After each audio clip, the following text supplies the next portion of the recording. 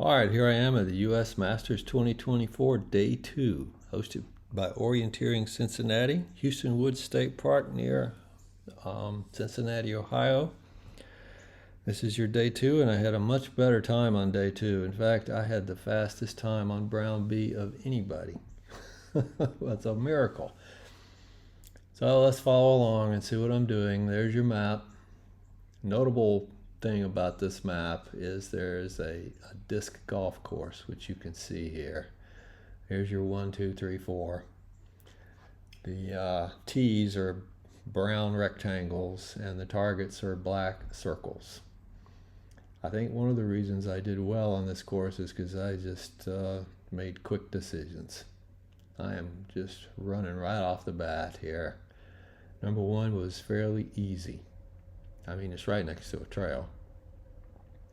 Just dive off the trail at the top there, go down into the reentrant, and there's your control.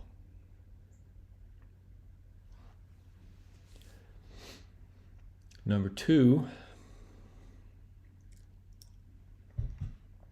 yeah, there's some yellow there, but who cares? We need to get on the right side of the green. Yeah. Did I mention there was a lot of dense green on this map? Yeah. Hueston Woods State Park, I guess, has got a lot of this kind of stuff. And you don't want to fool with the dark green, if possible. So I got up the hill as quickly as possible, stayed to the east of all the green. I had no idea what a black X was going to be. Turned out to be some kind of wooden thing left out in the woods.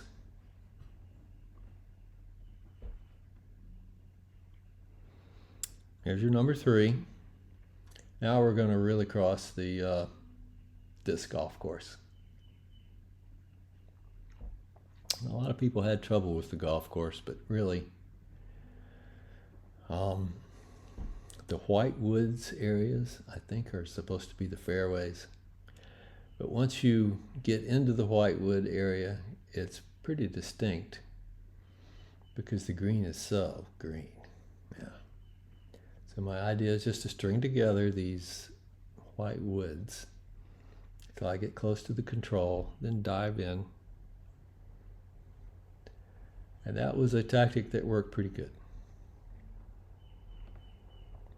Getting across the green is difficult, but as long as you maintain your direction pretty much and know what you're looking for, into the top of this reentrant. All right, here's your 3, 4, 5.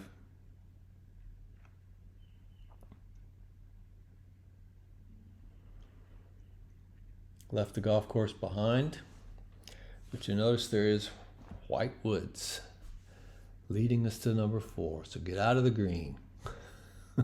Run down the white woods until it turns green again. Then fight your way in there to the control.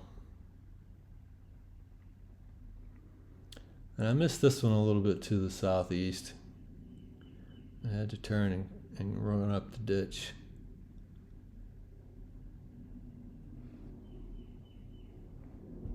Here's your number 5.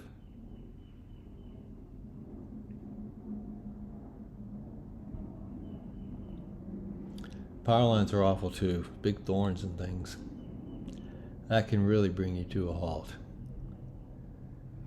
But it seemed to be fairly well mapped with dark green blobs and green bar. So you're looking for a spot that has mostly yellow to get across. And I'm just heading for the power line as quickly as I can, trying to stay on the line. I know the GPS track makes it look like I'm in the green, but I'm not. I'm in that yellow area. I managed to get through without losing too much blood. Drop down and up the ditch.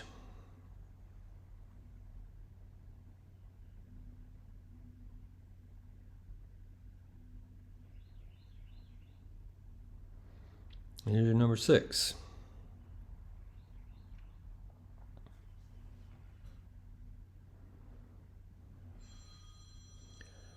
So I've got to get across the power line again, and I decide just to go for it and go right across. There were some briars I had to step down, knock down. So it wasn't quite as open as it seemed. And I'm headed for those white woods that are to the east of 3 to 4. The same area that I ran down before. I know I can at least get up that. So I go up the spur and run across the top of this next hill or whatever it is to the right of number 3, east of number 3, until we run out of whitewoods again, and dive in towards the disc golf course. The idea at this point is just to get through the disc golf course as quickly as possible in the right general direction until I hit the road. Once I get the road, I can decide where I am and what to do next. So I'm following fairways. As long as they're going the way I want to go, I'm just taking it. I don't care where I am. See a spot where it's clear, head for it. I come out on the road, right there at the other road. I don't even have to think about it at this point. Down, up the next trail. Turn left at the next trail, avoiding all this green as much as possible.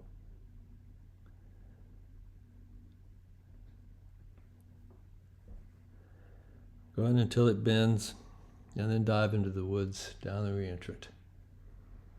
At this point, the reentrant should be leading me right to it. It's just thick.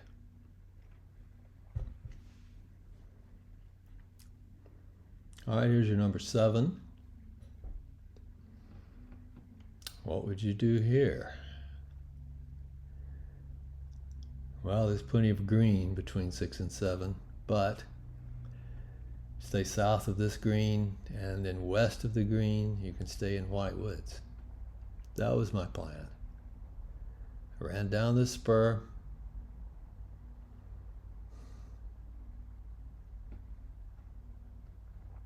I know I'm losing elevation here, but it's preferable to fighting through the green. Cross the stream, and then trudge my way up the next spur. And if I've got my direction correct, I should come out right at the head of that reentrant on the other side.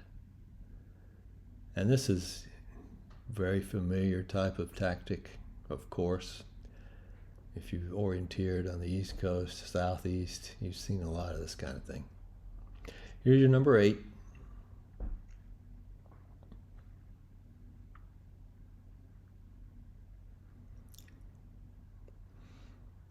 Once again, very familiar. I'm going down the, north slope of this spur, counting reentrants as I go,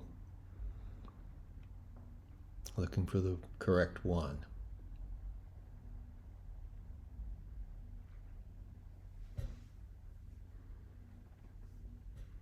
And here's your number 9.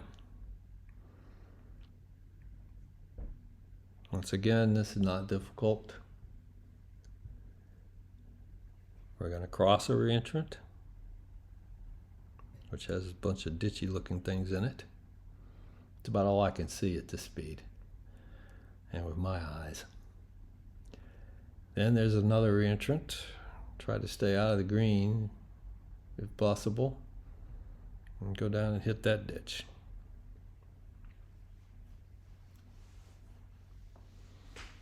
And here's your number 10. Repeat again.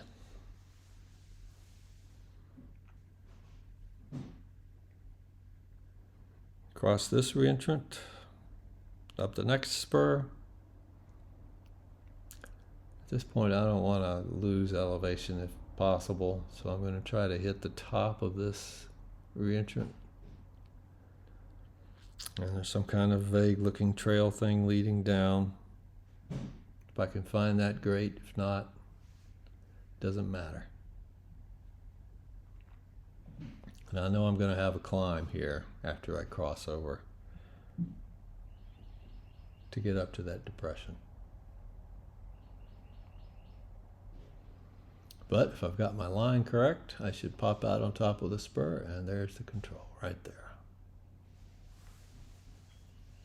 Now this one probably had the most decision to be made on the whole course.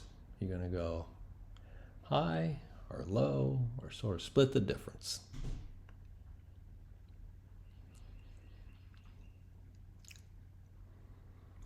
And I decide to head for what looks to me like a bridge down there. So I'm going sort of low, but not all the way down to the lake. God, no, I don't want to go down there.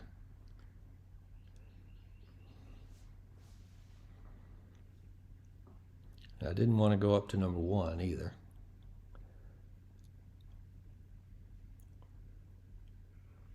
It might have been faster to get on that trail and go by number 1. I don't know.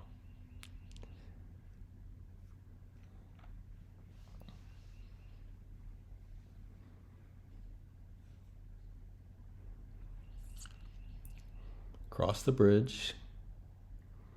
And the other side of that bridge is mostly flat, down to the next big reentrant.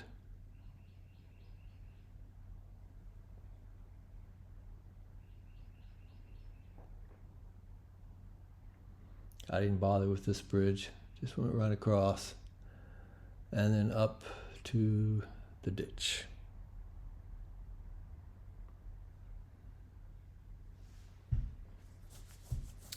And here's your finish, pretty straightforward. So I did much better on this second day.